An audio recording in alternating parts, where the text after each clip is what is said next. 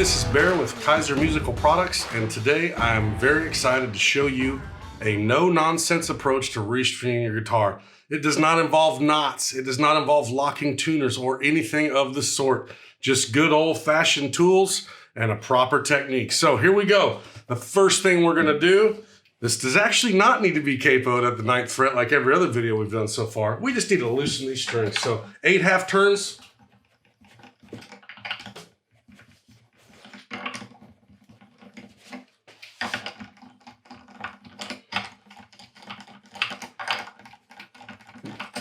All right, done. Next thing we're gonna do is we're gonna take our side cutters and we're gonna go ahead and cut these strings at the 12th fret, which is close to the halfway point of the guitar. And I'll show you the reason we're gonna do that in a second. If you guys didn't like your strings popping back like that, you could indeed take a capo and put it right here and keep them from flopping back. So now that we've gotten to this point, we're gonna go ahead and remove the pins from the bridge. Like I've shown you in previous videos, I use a side cutter. You could also use a string winder. If you're gonna use the side cutter, remember to put that finger between them. We don't wanna snap the top off. We just wanna be able to provide a fulcrum.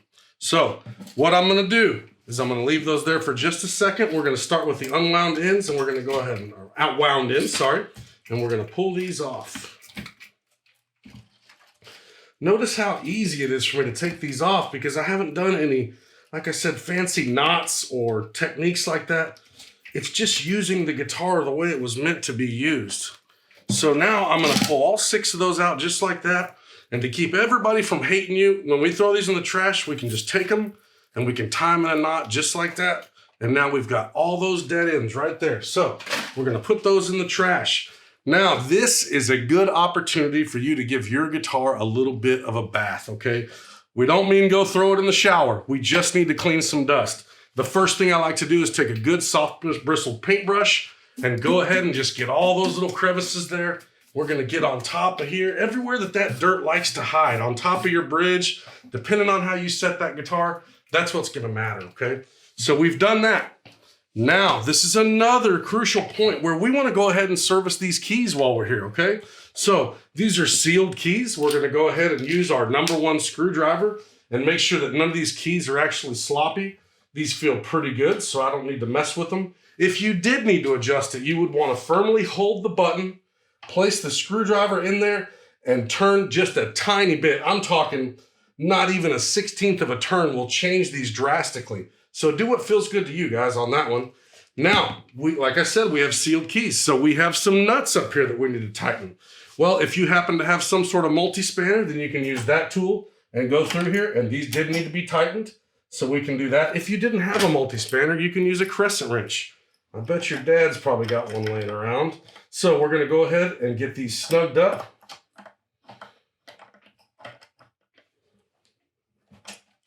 We don't need it to bust through the top of the guitar. We just need to get them slightly tight, okay? So a lot of people hear rattles in their guitars, and a lot of times it's the tuning keys that are doing that, guys. So we're gonna get that squared away. Let's not forget that on some guitars, we're gonna have screws back here. We're gonna need to tighten those as well, okay? So we're doing good. The next thing we need to do is let's address this fretboard. If you have rosewood, if you have ebony, this fretboard needs to be moisturized. And the best way to do that is gonna be with some Lem-Oil from Kyser. But before we do that Lem-Oil, we wanna go ahead and polish the body, and I'll tell you why. If we go ahead, we've got it cleaned of all the dust now, we're just gonna put a little polish on here. Be careful how much you use, it's a satin guitar. You don't want to get too aggressive because then you'll turn it into a gloss guitar. But if we put this polish on now, then when we go to put this Lem-Oil on in a second, it's going to make it a lot easier to remove the excess Lem-Oil from the body. It's inevitable. You're going to get a little bit of it on there, okay? So we're going to polish this baby up. Just like that, looking good. Get that pick guard. Okay, we've got the guitar polished. Now we're ready to address this fretboard. Before we oil it, I like to take a little 4/0 steel wool. That basically means 4 zeros. You can get this at your hardware store. I'm gonna take this and I'm gonna bundle it up and I'm gonna work my way down the fretboard, okay? Be consistent with the amount of strokes you hit on these frets. No, it's not going to take a lot off your frets, but you just want to be careful and you don't want to make it uneven. So here we go.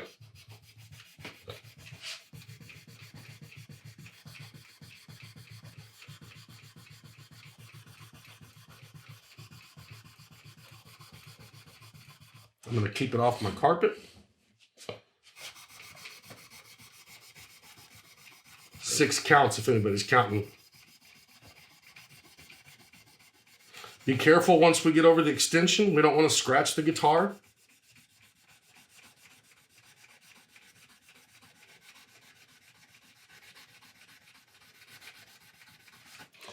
Okay, we're going to take our paintbrush and get all those filings off of here. Just like that. Now, if you happen to have a sound hole pickup, or if this were an electric guitar, we'd want to put some tape or some cloth over the magnetic pieces because this is steel and it is attracted to magnets. So we don't want that junk all over our pickups. So we've made it to this point. I'm going to take a paper towel and I'm going to grab this lemon oil and I'm going to give myself a few squirts here right on the edge. 6 pulls there. And now I'm going to do one broad stroke across the guitar to get it spread out. And then I can work my way back and forth. Okay. That was a new bottle, so I'm going to put a little bit more on here. There we go. Okay. There are 2 schools of thought when it comes to lemon oil. Some people like to leave it on to soak. I am not that type of guy. I want to get the fretboard nice and moisturized. I want to see that every fret has been affected. And then I'm going to fold this back over on a clean side, and I'm just going to take that excess off just real fast. Look at how beautiful that fretboard looks now. It's incredible. So we're almost ready for fresh strings. We've already addressed our tuning keys. They're nice and tight. If this were an electric guitar, this is the time that we would spend in our shop to tighten your pots, tighten your jack, tighten anything that's loose, because now it's easy to access. Once we get these strings on, we lose a little access. So the next thing I like to do, I'm going to go ahead and position my strings, or my tuning keys, sorry. And I'm going to show you with this, the slant that I like to have. I want to have a back slant on my keys. So if I were to put this in the hole of the key, you can see that it's at a 45 to the neck, okay? And I'm going to show you why in a minute. So I'm going to set all these right where I want them. If you really want to get nerdy, I like to leave the buttons north and south so that they're not in the way of the next string when I go to wind it. There we go. So now, if I were to review this again, these strings over here are going to slant out. And these strings on the bass side are going to slant this way, okay? And now we're going to show why that needs to happen. I'm going to go ahead and open up my Kyser acoustic strings here. Just a little side note, if you ever want to know the difference between phosphor bronze and 80-20, a phosphor bronze is a 92% versus 8% blend of bronze and tin. So it's going to have a warmer sound because we have more bronze in the string. And 80-20 is 20% tin, so it's going to sound a little brighter. Not necessarily a bad thing. If you're somebody that plugs in a lot, or you happen to be into the worship scene and you like a brighter sound, then you would want to use that 80-20. I like a good warm sound, so we're going to use the 92-8 or phosphor bronze. I'm going to take 4 inches roughly of this string, and I'm going to put it in the hole. This is one that everybody messes up, guys. I'm going to take the pin with the slot forward. I'm going to push that in, and I'm going to give a solid yank. Now I have set that pin. It's not pulling out of there. I don't need tension on the string to do that. We're good to go. I like to go ahead and install all of my strings. So let me get these sorted out size-wise.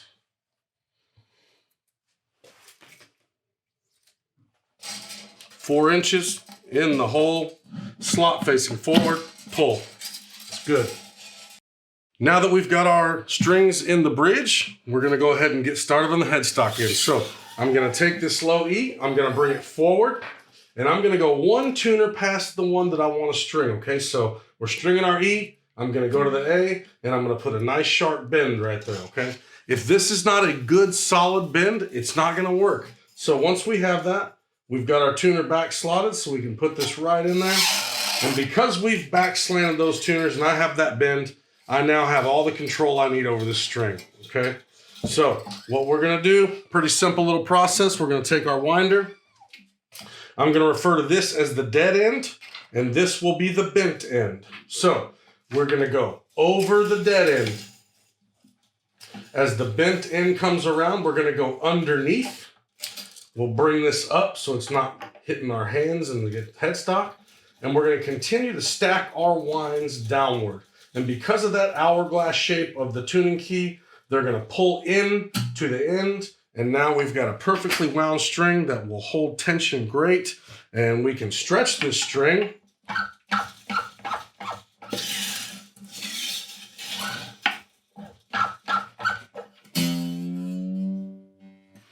We can cut the dead end.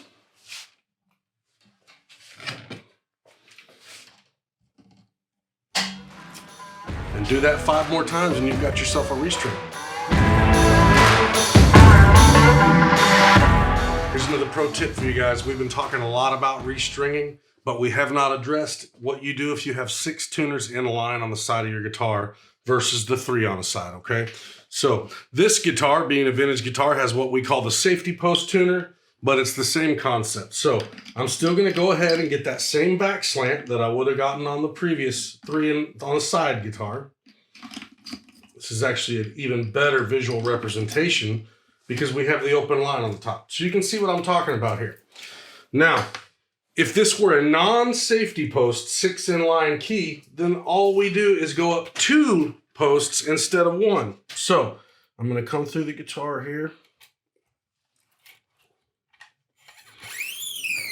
And I'll show you what I'm talking about. So we want to string the E, we're gonna go to the A, to the D, and we're gonna put our bend, okay? If this were a non-safety post, we would do the same exact thing we did before. We'd put it through there, over the dead end, under the bent end, and stack down. Because this is a safety post tuner, we go 2 up, just like that. It's my favorite tuner, by the way, because there's no loose ends to poke you. And instead of bending at the second tuner above, we cut it. Then we put this inside the safety post, insert all the way down, and bend. And now, looky there, we're back in business, boys and girls.